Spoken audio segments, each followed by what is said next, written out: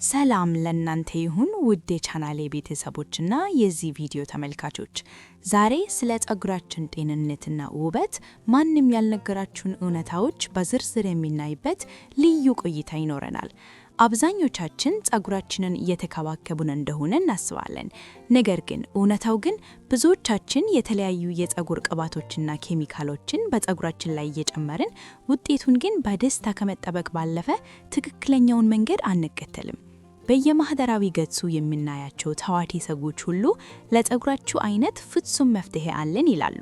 ነገር ግን ሁሉንም ሰምተን ለመተግበር ስንሞክር ከመደናገር ባለፈ ፀጉራችን ላይ የማይመለስ ጉዳት እናደርሳለን። ይህ ቪዲዮ ካለቀ በኋላ ግን ስለ ፀጉር አጠባበቅ ካለውት እውቀት በላይ በጣም ሰፊና ሳይንሳዊ የሆነ ግንዛቤ እንደሚኖራችሁ እርግጠኛ ነኝ። ከሁሉም በላይ ደግሞ ፀጉራችሁን በተገቢው መንገድ ተንከባክባችሁ የሚገባውን ፍቅር መስጠት እንድትችሉ ትክክለኛውን እውቀት ታገኛላችሁ። በመጀመሪያ አንድ ቀላል ጥያቄ ላንሳ። ፀጉራችሁን በምን ያህል ጊዜ ልዩነት ትታጠባላችሁ? ብዙዎቻችን ፀጉራችን መጥፎ ሽታ እንዳለው እንኳን ላናውቅ እንችላለን። ይህ የሚሆነው የራሳችን ሽታ ስለለመድነው ነው። ነገር ግን እውነቱን ለመናገር በዙሪያችን ያሉ ሰዎች የፀጉራችንን ሽታ በቀላሉ ሊያውቁት ይችላሉ። ይህ መጥፎ ሽታ የሚመጣው ደግሞ በፀጉራችን ላይ ከምንቀባቸው ቅባቶች፣ ከላብ፣ ከቆሻሻና በየቀኑ ከምንጠቀምባቸው የተለያዩ ነገሮች ክምችት ነው።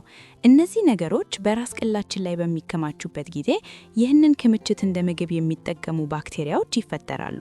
እነዚህ ባክቴሪያዎች ቆሻሻውን ተመግበው የሚለቁት ትርፍ ደግሞ በጣም መጥፎ ሽታ እንዲፈጠር ያደርጋል። ስለዚህ መፍትሄው በጣም ቀላል ነው። እሱም ፀጉርን በአግባቡ መታጠብ ነው። ነገር ግን መቼ መታጠብ እንዳለብን የሚወስነው የፀጉራችን ተፈጥሮና የዘር ውርስ ነው።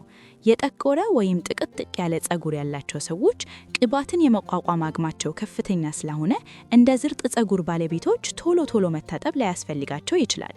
ፀጉራችሁን መቼ መታጠብ እንዳለባችሁ ለማወቅ ፀጉራችሁ እስኪቀባና እስኪቆሽሽ ድረስ ምን ያህል ቀን እንደሚፈጅበት በተግባር መሞከር ትችላላችሁ። ፀጉራችሁ በጣም ቅባት የበዛበትና የቆሸሸ የሚመስልበት ያ ቀን ትክክለኛው የመታጠቢያ ቀን ነው። የፀጉር አጠባበቅ ሂደት ልክ እንደ ሳይንሳዊ ምርምር ጥንቃቄ የሚፈልግ ተግባር ነው። ዝም ብሎ ውሃ ውስጥ ገብቶ መታጠብ ብቻ ውጤት አያመጣም። የመጀመሪያው ተግባር በራስ ቅላችን ላይ ያለውን ቆሻሻ ማስወገድ ነው። ከመታጠባችን በፊት ግን የራስ ቅላችንን ሁኔታ በሚገባ መመርመር አለብን። የራስ ቅላችን የሚላጥ፣ የሚቀላ ወይም የሚቆረቁረን ከሆነ የሆነ ችግር እንዳለ የሚያሳይ ምልክት ነው። ይህንን ችላ ካልነው ፀጉራችን ሲያድግ ጤናማ ያልሆነና ነው የማያምር ይሆናል። የፎረፎር ወይም የቆዳ መድረቅ ችግር ካለባችሁ ለዚህ ተብሎ የተዘጋጁ የፀጉር ሳሙናዎችን መጠቀም አለባችሁ። ካልሆነ ግን የቆዳ ሐኪም ማማከር ተገቢ ነው። አንዳንዴ የራስ ቅላችን የሚፈልገው ቀላል የቤት ውስጥ እንክብካቤ ብቻ ሊሆን ይችላል። ለምሳሌ በጣም የሚቀባ የራስ ቅል ካላችሁ በሳምንት አንዴ የአፕል ሳይደር ቪኒጋርን ከውሃ ጋር ቀላቅላችሁ ለ5 ደቂቃ በራስ ቅላችሁ ላይ አቆይታችሁ መታጠብ የቆዳችሁን ጤንነት ለመጠበቅ ይረዳል። ሌላው በጣም አስፈላጊ ነገር በምትታጠቡበት ጊዜ የራስ ቅል ማሳጀሪያ ብሩሽ መጠቀም ነው። ይህ በቆዳችሁ ላይ ያለውን ቆሻሻ ለማስለቀቅና የደም ዝውውር እንዲጨምር በማድረግ ፀጉር እንዲበቅል ትልቅ እገዛ ያደርጋል። የፀጉር ሳሙና ወይም ሻምፖ ዋና ተግባር በራስ ቅላችን ላይ ያለውን ቅባት፣ ቆሻሻ እና የኬሚካል ክምችት ማስወገድ ነው። የራስ ቅላችን በተፈጥሮ ሴበም የተባለ ቅባት ያመነጫል። ይህም ፀጉራችን ጤናማና እርጥበት ያለው እንዲሆን ይረዳል። ነገር ግን ይህ ቅባት ከቆሻሻ ጋር ሲቀላቀል ፀጉራችን እንዲቆሽሽ ያደርጋል። እዚህ ጋር ግን ብዙ ሰዎች የሚሳሳቱት ስህተት አለ። ሻምፖ የራስ ቅል ላይ ያለውን ቆሻሻ ብቻ ሳይሆን በፀጉራችን ጫፍ ላይ ያለውን ተፈጥሯዊ ቅባትም ጠርጎ የመውሰድ ጠባይ ያለው። ይህ ደግሞ የፀጉራችን ጫፍ እንዲደርቅና እንዲሰባበር ያደርጋል። ስለዚህ ሻምፖ በምትጠቀሙበት ጊዜ በጭራሽ ሙሉ ፀጉራችሁን አታሹበት። ይልቁንም ትኩረታችሁን የራስ ቅላችሁ ላይ ብቻ በማድረግ አሹት። ከዚያም ውሃ ስታፈሱበት አረፋው በራሱ ወደታች እየወረደ የፀጉራችሁን ጫፍን ያጸዳል። ፀጉራችሁን ጫፍ እንዳይደርቅ ከመታጠባችሁ በፊት እንደ ኮኮናት ወይም ጆጆባ ያሉ ቅባቶችን በፀጉራችሁ ጫፍ ላይ መቀባት ትችላላችሁ። ይህ ቅባት ለፀጉራችሁ እንደ መከላከያ በመሆን ሻምፖ ተፈጥሯዊ ቅባቱን እንዳይመረደው ይረዳል። ከታጠባችሁ በኋላ ደግሞ በጭራሽ ፀጉር ማለስለሻ ወይም ኮንዲሽነር መጠቀምን እንዳትረሱ። ሻምፖ የፀጉራችንን ቀዳዎች ስለሚከፍት ፀጉራችን ለጉዳት የተጋለጠ ይሆናል። ኮንዲሽነር ደግሞ እነዚህን ቀዳዎችን መልሶ በመዝጋት እርጥበት እንዲኖር ያደርጋል። ኮንዲሽነር መቀባት ያለባችሁ በፀጉራችሁ ጫፍ ላይ ብቻ መሆኑን አትርሱ። የራስ ቅላችሁ ኮንዲሽነር አያስፈልገውም፣ ምክንያቱም የራስ ቅል በራሱ ቅባት ያመነጨት አቅም ስላለው ነው። ፀጉራችሁን ታጥባችሁ ከጨረሳችሁ በኋላ ደግሞ አጠቃለል አያያዛችሁ ጥንቃቄ ይፈልጋል። ፀጉር በረጠበበት ወቅት በጣም ደካማና በቀላሉ የሚሰበር ነው።